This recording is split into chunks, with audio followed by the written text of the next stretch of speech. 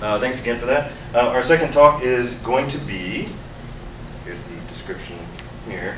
Here it is. So it's going to be called Functional Programming and Django QuerySets.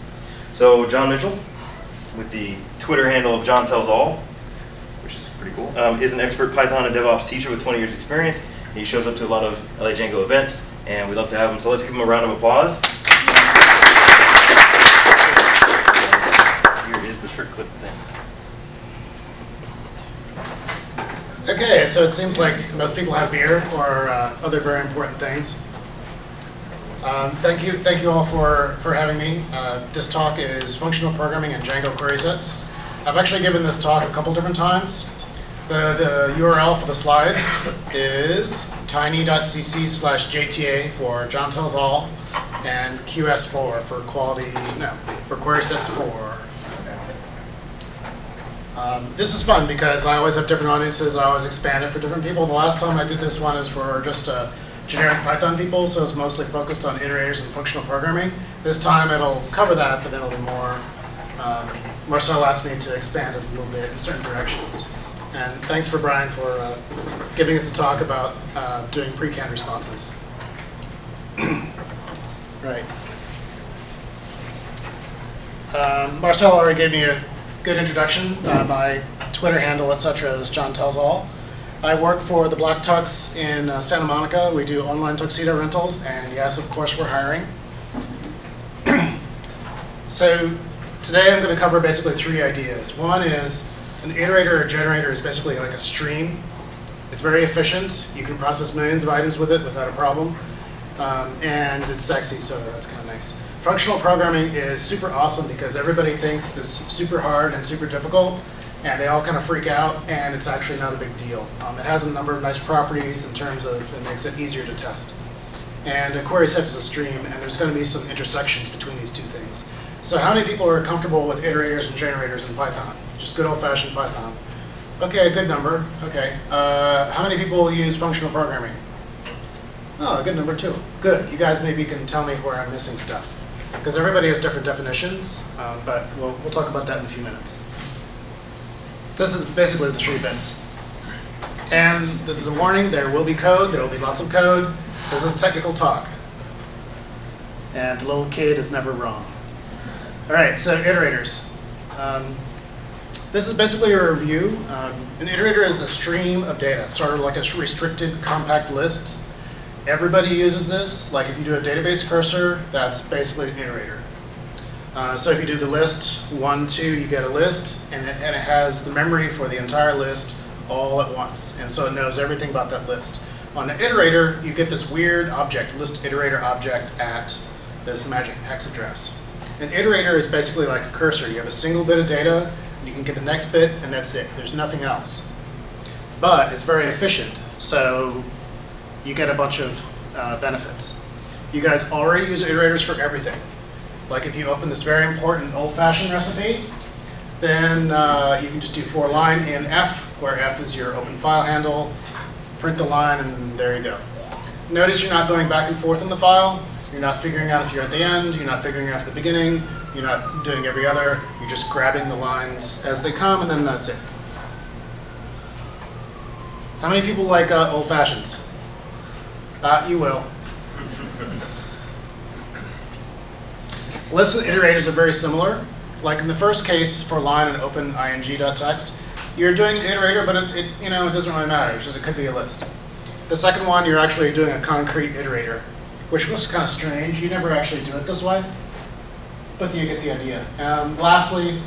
Thirdly, for none and 2, 4, 6, 8, you have a concrete list on the right-hand side, and you're just kind of going through them. And lastly, who uses glob? All right, so glob is a super useful thing. You do glob start at text, and you get a list of all your text files. There you go. Glob is super useful. iGlob is the same thing, except an iterator. So if you have a confused company that stores 1 million images in a directory, and if you do ls and says star not found or something like that, because the shell prompt is freaking out, something like iGlob, which is an iterator version of glob, will still get you every single text file, but it will go through them one at a time. which means if you have 1,000,000, it might take a while, but it won't crash, which is nice. So why would you use iterators over lists? Who knows why this is? You in the back. Yeah, memory. Memory. Okay. Another answer? Yeah, pretty much is. Memory? You don't have to compute the list in memory. You don't have to compute To copy the whole content of the list. you don't have to copy the whole content of the list to be able to process it if you're using an iterator. Is that correct? Is that what you said? Okay. Marcel? I'd say that you can start returning results sooner because you can start returning the first item as soon as it encounters the first item, and then worry about the second item when that's requested, instead of waiting until you get the entire list back before you return the whole thing as a whole. That's a good point. What Marcel said is if you have a list and you're calculating things on the end, if you wanted to start processing the beginning, you'd have to wait until everything is being calculated. And if you have an infinite list, that might take a while. But if you have an iterator, you can start processing results at the same time as the next values are being calculated, and that's a good way to do it. It's lazy. It's lazy, yes. So our friends at Python say that tools that use iterators are more memory efficient and often faster than their list-based counterparts. To be honest, I haven't done any timing things. I do functional programming in iterators and generators because I think they look nice and they're very expressive, but they're also faster. So what can you do with an iterator? We've kind of covered this. Basically, you get an iterator and you do f.next, and you get a result. Then you do f.next again, and then you get the next thing. So in this case, we're going through a very important old-fashioned recipe. But what happens in the end? What happens if you do f equals open for dev null, where there's nothing there? And then you have an iterator where you do f.next. What do you get? You get nothing. Python represents nothing by doing a stop exception, a stop iteration. And this is nice because you can actually program your own iterators, but that'll be for another talk. So what happens if you, in the second case, you can just create an iterator, give it an empty list, do .next on it, and you get the exact same behavior. The second case is really nice for testing. You just create an empty list, get the next version of it, and it throws an exception for you, which is nice. What can you not do with an iterator? You can't do any slicing. There's no first, there's no last, there's no third, there's no nothing. If you open our very important recipe, and then you do f bracket 0, it'll immediately crash with a type error saying a file iterator it doesn't obey the slice protocol in terms of you can't do f.0. This is actually a bummer. I wish that Python would actually let you do, hey, give me the first item of a list. We'll see that Django actually does let you do this. What else can you not do with an iterator? Since an iterator is basically a single item, and then you can get the next one, there's no length. How can you tell how long this file is? You do the length of the file handle itself that says object of type file has no length. Okay, you never actually do this in real programs, so it's not a big deal. But if you're processing 1,000,000 items and you want to see how far along you were, it'd be nice to tell how long the iterator was, but you can't do it, so tough. So this is basically the summary of lists versus iterators.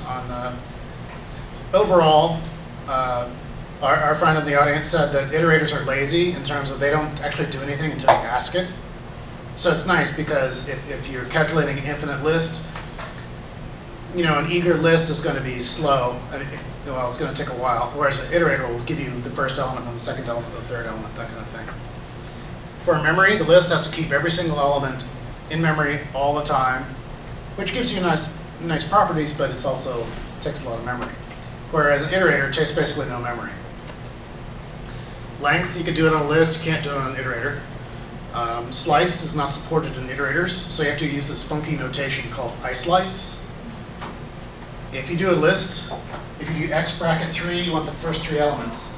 If you do islice of x, where x is an iterator, you get the first 3 elements. But this looks really darky, and deal with it. Addition, if you're dealing with a list, you do x plus y, and you get the constants of x plus the constants of y. again, in Python, it doesn't really support it very well. It gives you this darky chain operator. And that works okay. Again, on a list, if you want to say, hey, is X within this list, you can specify just doing X and Y. And in iterators, you can't. It just doesn't support it. And as a consequence of all these things, lists are much easier to think about. If you don't care, just use lists for everything. It's cool. If you're doing web programming where the longest thing you're ever going to process is 100 items, then maybe you could just deal with lists your entire career, and that's okay. I think that's kind of darky, so I go with iterators pretty much for everything, because I might have a billion item list, right? One second. So if you don't care, it's much easier to debug lists. So go ahead and do lists first, or take an iterator and then convert it to a list. Question from Maso. I don't know if I missed this by looking down, but both iSlice and chain are both inside of the iter tools module, right? That's correct. iSlice and chain are both within the iter tools. If you guys, and the major reason for doing functional programming is because it's super sexy. So you always are going to use the func tools and iter tools modules, and I'm going to talk about some other ones also. Penny Esther isn't here because she did a talk on Python 3 a while back. A big difference between Python 2 and Python 3 is in Python 3, almost a lot of the stuff just kind of goes away, because Python 3, almost everything is iterators. And we'll just leave it at that. So Python 2 is kind of funky in this respect. So common enumerator functions. Who uses enumerate? Okay, a good number. Enumerate is pretty much the simplest iterator function that's commonly used, with the exception of sorted. Sorted is also used a ton. Range is used a ton. This is another Python 2 versus Python 3 thing. dict.iterItems, who uses that one? Okay, good number. Okay. Yeah, that's the most efficient way to get every single item in a list. And very important, because it's used in functional programming, but not a whole lot in normal programming, is filter and map. And I mentioned the iter tools module, and also file input is super awesome, which we'll talk about at another time.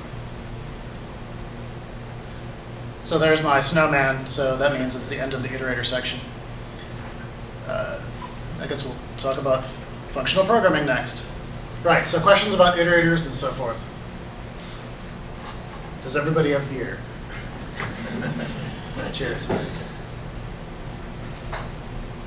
Right, functional question, yes. X plus Y and chain X, Y, were those two different lists, two different iterators, X and Y? The question is, in the statement X plus Y, what is X and Y?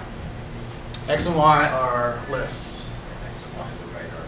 which means that on the right, X and Y are iterators. To be honest, I just typed it and I was like, okay, trust me. Right, so iterators are cool and stuff. Functional programming. This is awesome because if you talk to people about functional programming, they look like this. They're like, what the hell is going on? Functional programming must be so cool. You're so smart, blah, blah, blah. No, functional programming is super easy. It's just a different way of doing things, and it has a number of nice properties. It's easier to test, which is my favorite thing. Sometimes it's more efficient. It kind of looks cool. You're able to make all these different functions, kind of plug them together, which is very flexible. The practical advantages are modularity, composability, ease of debugging and testing, parallelization. You can actually say, okay, this infinite list affects this infinite list. They can live on different processors and so forth. And buzzwordy. All of you guys put functional programming on your resume. If you're more serious about it, which obviously I am not, there's other reasons for functional programming.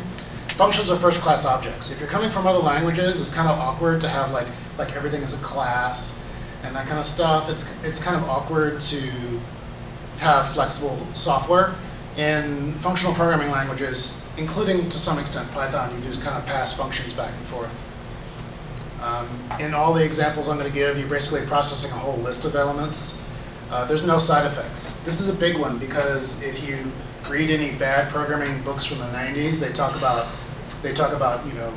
modifying things in place and basic language and so forth. It's terrible. Don't do that. In functional programming, you don't have side effects, which is a number of nice properties. Likewise, you do expressions over statements. So if you do x equals 5 or something like that, that's like a statement. Or if you just do 5, that's an expression that says, one of them expresses a value, the other one talks about state. State is evil. Higher order functions. These are actually really cool. So you have functions that operate on functions which operate on functions. If you go into the inner tools or some of the other third-party modules, there's lots of really cool ones. So this is the super easy example. So we have is odd, number is odd if it's divisible. If the remainder from 2 is 1. So you do filter is odd, where you give it a function and you give it a list. And it says, okay, the odd numbers are 1 and 3. So this is super easy, but basically it shows you make a little stub function, then you use one of these standard patterns, and you pass the function into it, and then you have a list of data. So if this data is infinite, it doesn't care. So filter, actually I'll show you the details in a minute. Who uses filter and map? Okay, a good number, good. And the programming paradigms. Procedural is list of instructions, and you do a lot of x equals y plus 5, that kind of stuff. Object-oriented is nice because you have a single assembly of state, and then also methods which operate on that state, and you can do specializations. I used to be a big object-oriented person, but now I think I'm kind of flipping back and forth. Okay, functional programming versus procedural. This is a good old-fashioned output my old-fashioned recipe, where you have a block, and then a block, and then a block that does some stuff. Well, this is cool and so forth, but how do you test this? Everything's kind of embedded. It requires that you open this output path as a file, or requires that you open the input path as a file. If this is a more functional style, you basically have some values, maybe a file handle, you pass it into the function, and then it would do its thing. This is kind of a contrived example, but you get the idea. A lot of code in here just kind of says, oh, I'm always going to be in a file, therefore I'm going to do everything myself, I know everything. And this code is horrible because it's a pain to test. Therefore, it's broken. Functional programming versus object orientation. An object always has state, which is evil, and specific functions to query and modify the state. Classes are really cool because you can specialize them. So in this case, I have a read-write file. I can make specializations of this. So the read-write file has a transform. So when you read one thing and you do a custom transform, you write it out. If I want to uppercase a file, I just modify this one little transform thing, and the entire program does exactly what I want. If I want to list out the amounts of different quantities in my old-fashioned recipe and figure out how much of the precious whiskey I'm going to get, then that could be a very important subset of this program. So this is a crappy but kind of structural object-oriented program. You have state, you have methods that modify the state, and you have a specialization of it. So in functional programming, you have basically streams of objects. This is not required, but this is basically always the way I do it. You basically have a whole bunch of these simple little functions. You create some of your own simple functions like isodd, and then you kind of mash them together using chain, slice, map, filter, and a whole bunch of other ones. And hopefully you don't have internal state, because that makes things exciting. So it sort of looks like this.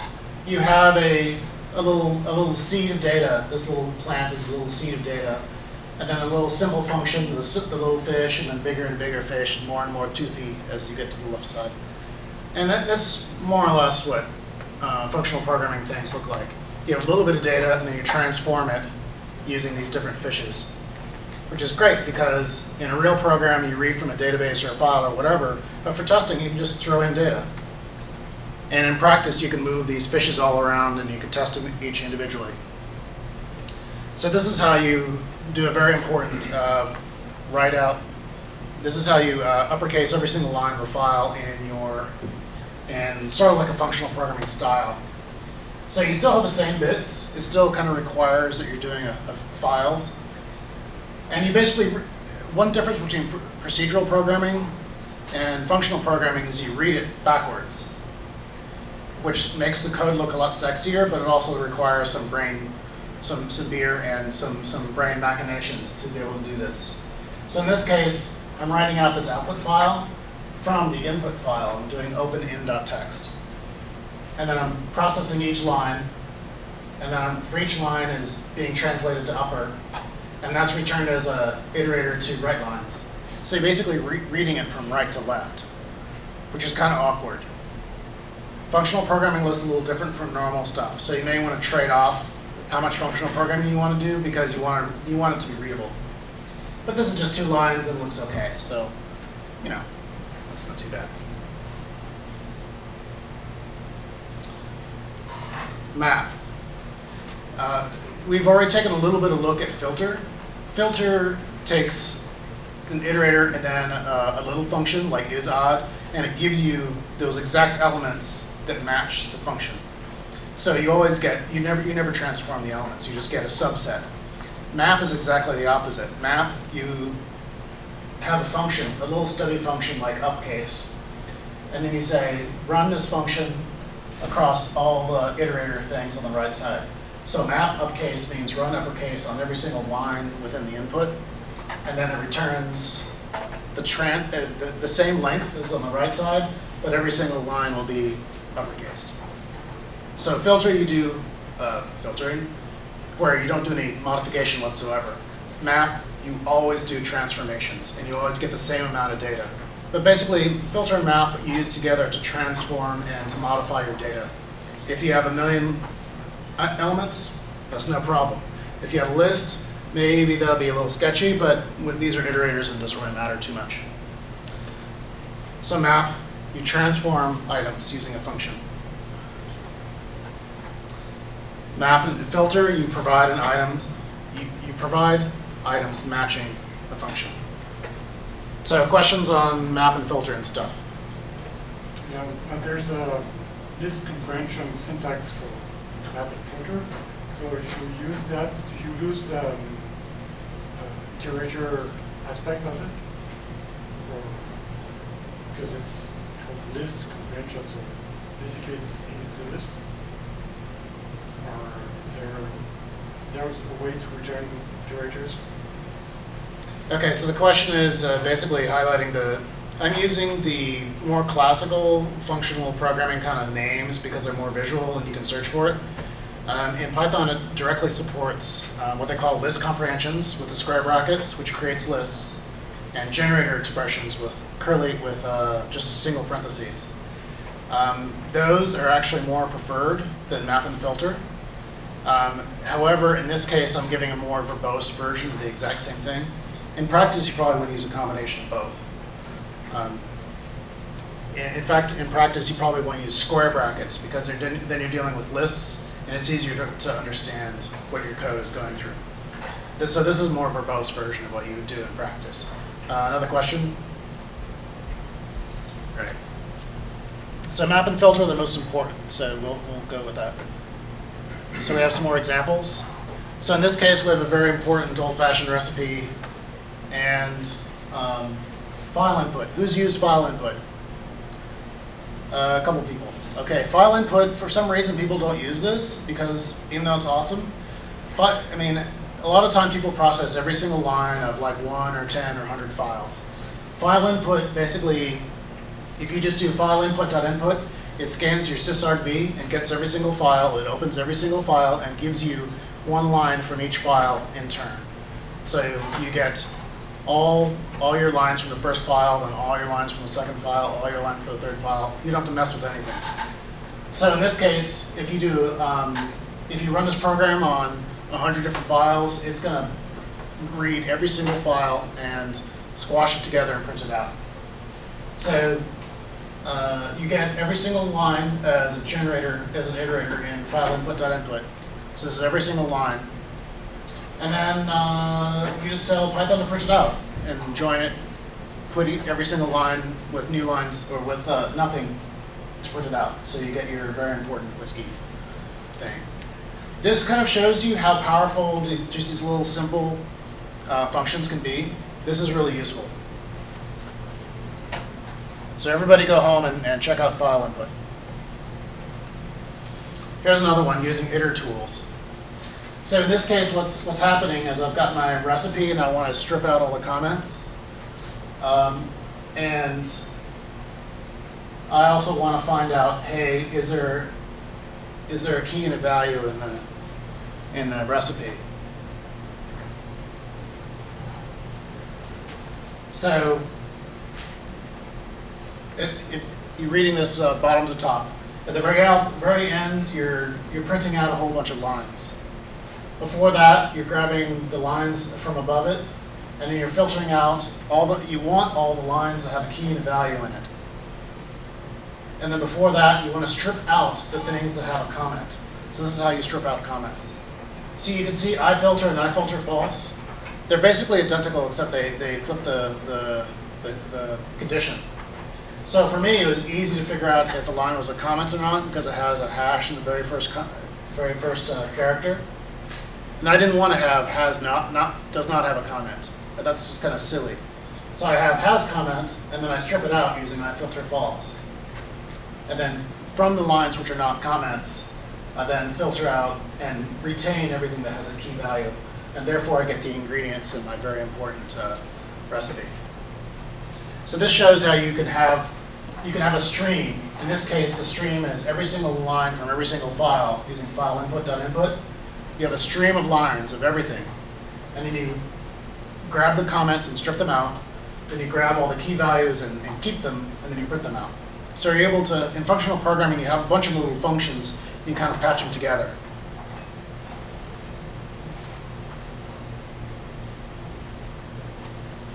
This is a similar kind of deal, except now we're dealing with regular expressions. So you read every single line of every single file as an iterator, and then you parse out the match. This iFilter none is a trick, which strips out all the things which are not matches. And then for the things which are matches, it translates them to strings and prints them out. This is an example of the generator, what do you call this? The generator expression in Python with the parentheses? This is a generator expression. You have a parentheses here and parentheses at the end. And what it does is this basically creates an iterator. If you use square brackets, then you get a list. But this is the shorthand way of doing it in Python. And here we're doing the same deal, except we're doing a dictionary. I think you guys get the point of this, so we'll just skip that. Right, iter tools has a bunch of cool stuff in it. Chain is like plus. You give it as many iterators as you want to, and it consumes all the values of the first one, consumes all the values of the second one, and so forth. Compress, you have count, you have cycle, which is useful for testing. You do cycle bracket 1, 2, 3, and it'll do 1, 2, 3, 1, 2, 1, 3, 1, 2, 3 all the time. Drop while, sort of like filter. Group by. Group by is super useful. It's like SQL group by. I've found that I could never actually get the order of the arguments correct, but group by is very useful. iFilter and iFilter false, you guys have already seen. IMAP basically does what it says. It takes a transform function and an iterator and it runs through. Slice. Zip is actually useful. Who uses just normal zip or izip? Okay, a good number of people. Okay. Zip is nice. You give it a couple different lists, and it takes the first element from the first list, the first element from the second list, the first element from the third list, and so forth.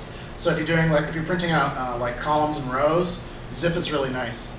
Zip is stupid. So if your lists are the wrong size, that they need padding or something like that, you're not going to get the right. It'll stop outputting your stuff. So you want to use izip longest for that case. And some other ones. Iter tools has a bunch of cool stuff. This stuff is generally kind of boring, but since it's in the standard Python library, everybody understands it and they're efficient. So chain we've discussed is basically for iterators. And slice is similar to slicing for a list. One thing you'll see, I do this all the time. You do the normal shell. So you do a list, 1, 2, 3, bracket 2, you get 1.2, 1, 2. Do an iterator, bracket 2, it gives you a traceback, saying the list iterator doesn't have a get item. And okay, that makes sense. All the time I do this because I forget.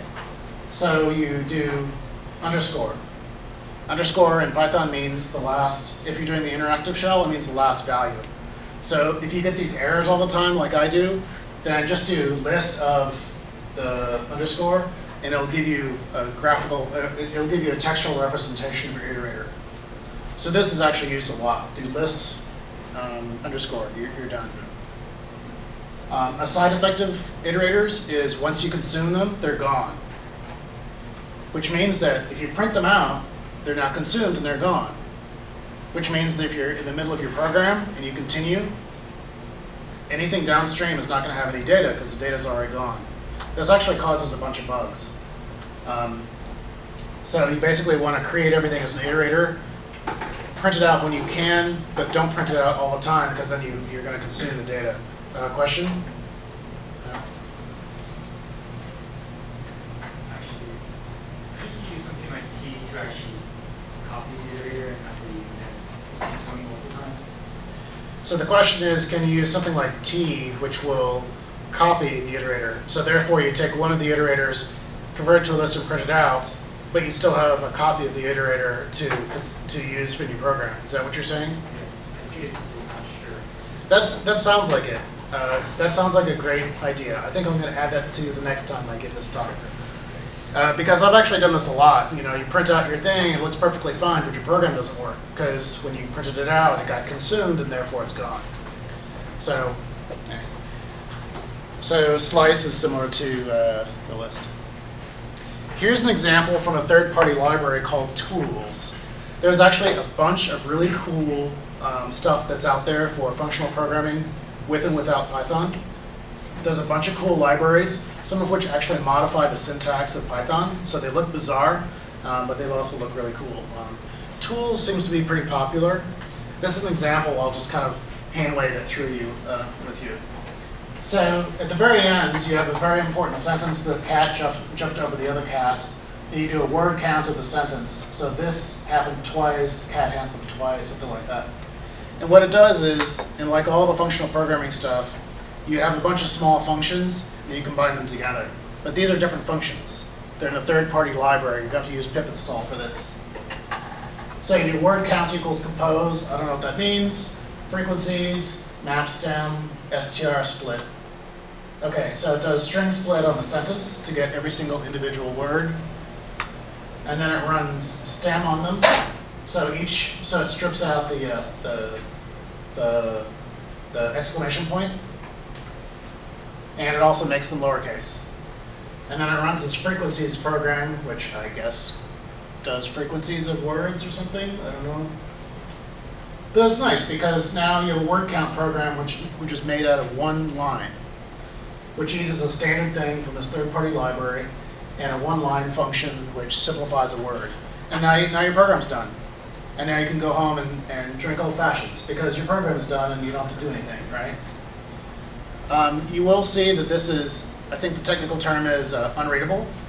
If you don't know what you're doing, this is going to be super confusing. So you have to use programs are read much more often than they're written.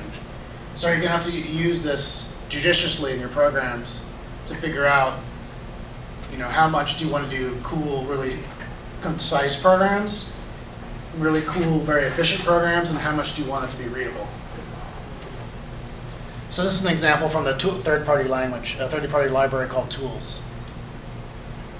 There's a ton of things, including, I was really kind of surprised, there's 2 free functional programming books, one from Pact Publishing and one from O'Reilly.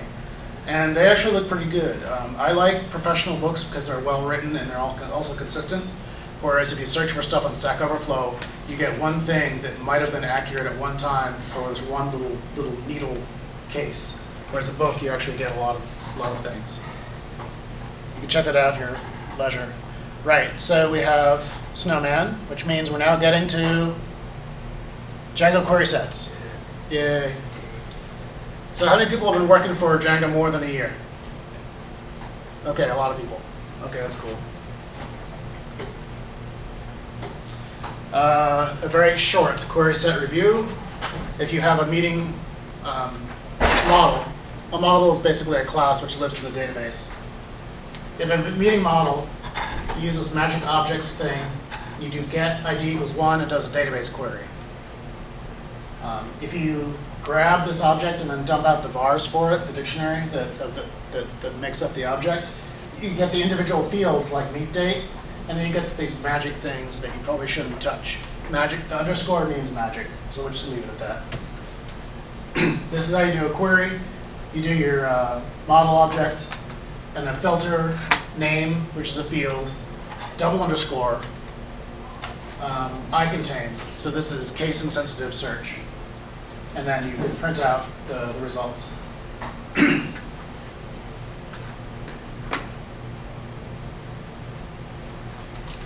I got down this path because query sets and iterators are both shifty. I mentioned if you have iterators in your program and you print them out, you're like, I don't know what I'm doing, so you print out your iterator and then it vanishes. You're like, what the hell is going on? Query sets are the exact same way. So if you do meeting.objects filter name equals Java, of course there's no meetings like that, so you get X, which is an empty list. But it's not an empty list. If you do type of X, it says da da da da da query set, which actually doesn't make any sense at all. So the deal is the query sets look really strange in Python. It looks like a list, it is not a list. So this comes to sort of an existential question in how do you tell if a list is empty or not? How do you tell if an iterator is empty or not? How do you tell if a query set is iterator or not, is empty or not? Is it more like a list? Is it more like a iterator? In Django, query sets have a lot of nice features. It'll automatically, it'll let you deal with SQL so you don't have to, which is great. It'll automatically batch things and tell the database, hey, give me the first 100 results, and then so it's really fast up to that kind of thing. And you can even do slicing. You can do bracket 0, and you can actually get chunks of the database results, which is really nice. Whereas you can't do that in Python with normal slices. But it is a little strange. Right, so how do you tell if a list is empty or not?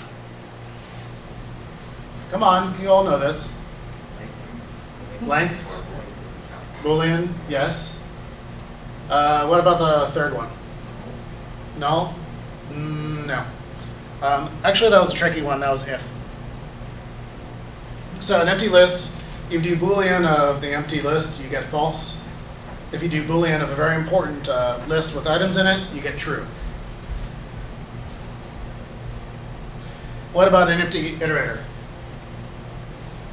How do you tell if it's empty or not?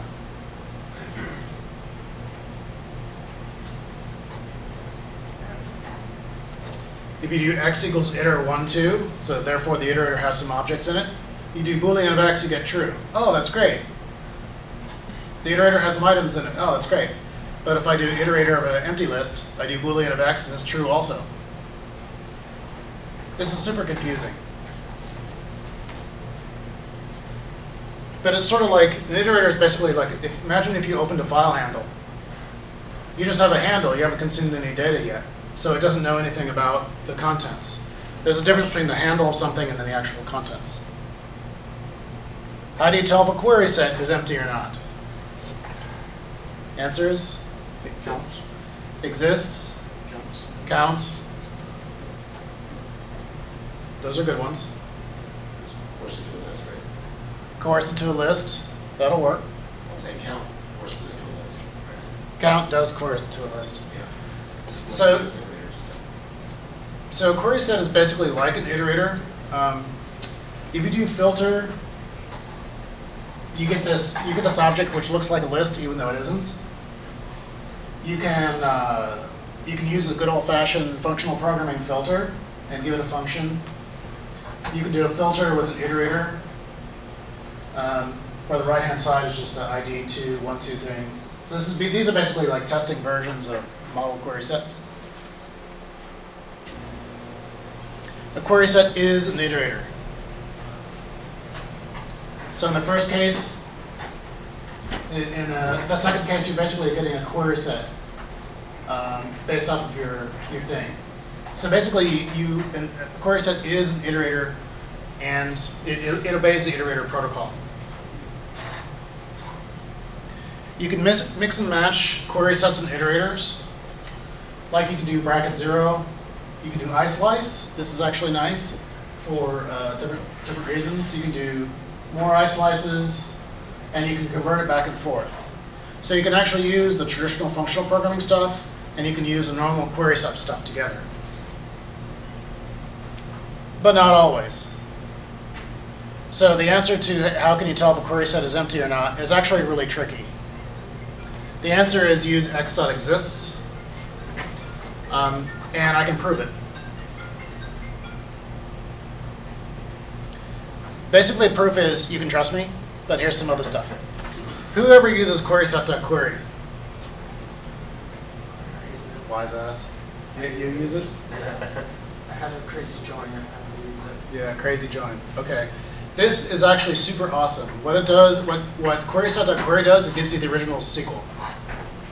Which means if you hate SQL, you can do all your stuff in Django query sets, and then you can do .query, and so in here you have a filter on a project. So you do strp.query, and it dumps out the SQL for me. This is awesome, because then you can just like cut and paste this, use it in another case. If Django is freaking out, you can tell what it's talking about. This you can save and restore this to other things. This is really nice.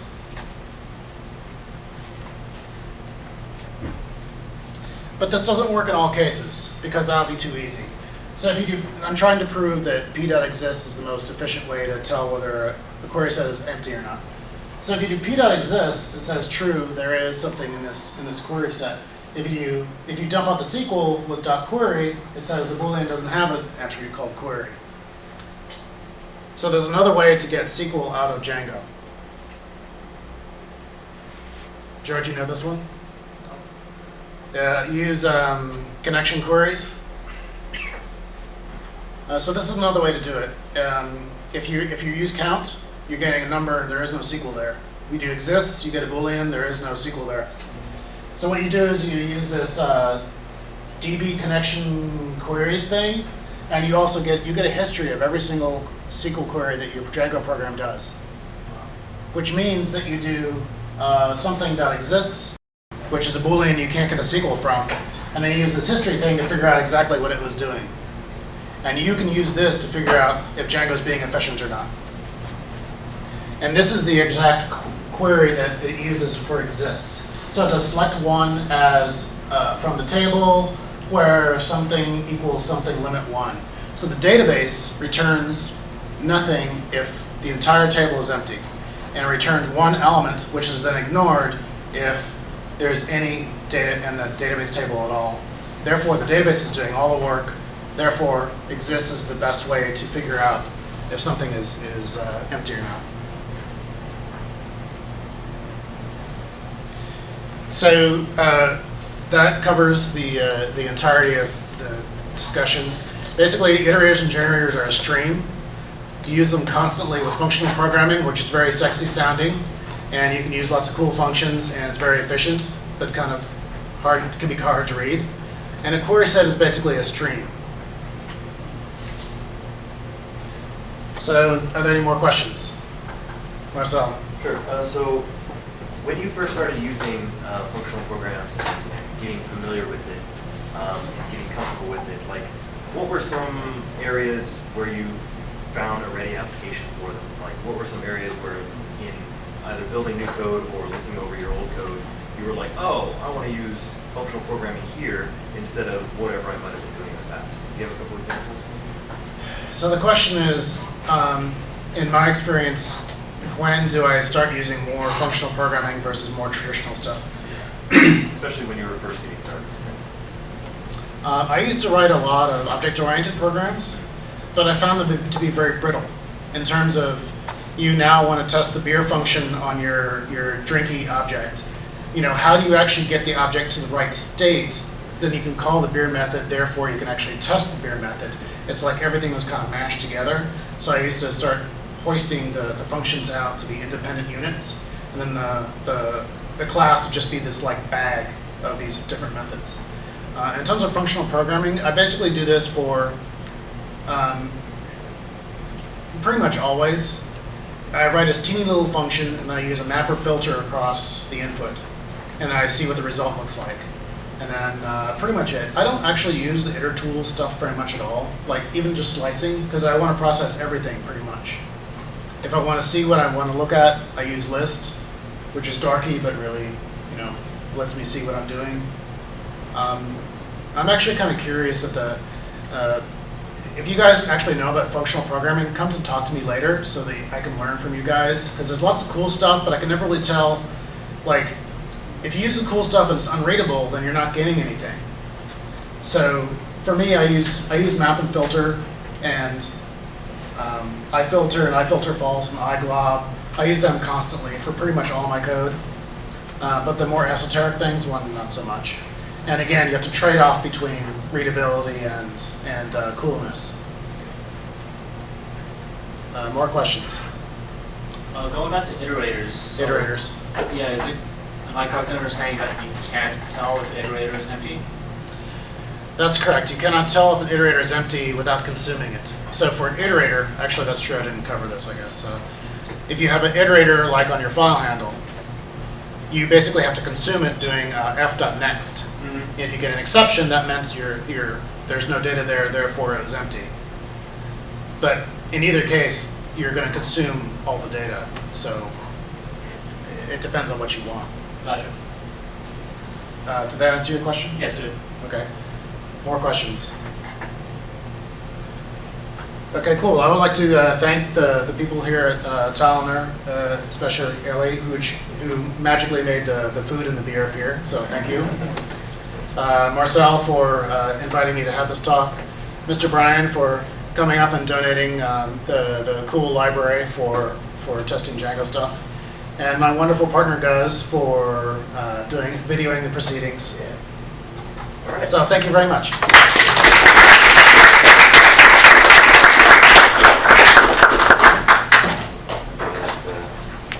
Your cat's hearing. This is cool. It was bright in here. She's no longer. Well, that was pretty awesome.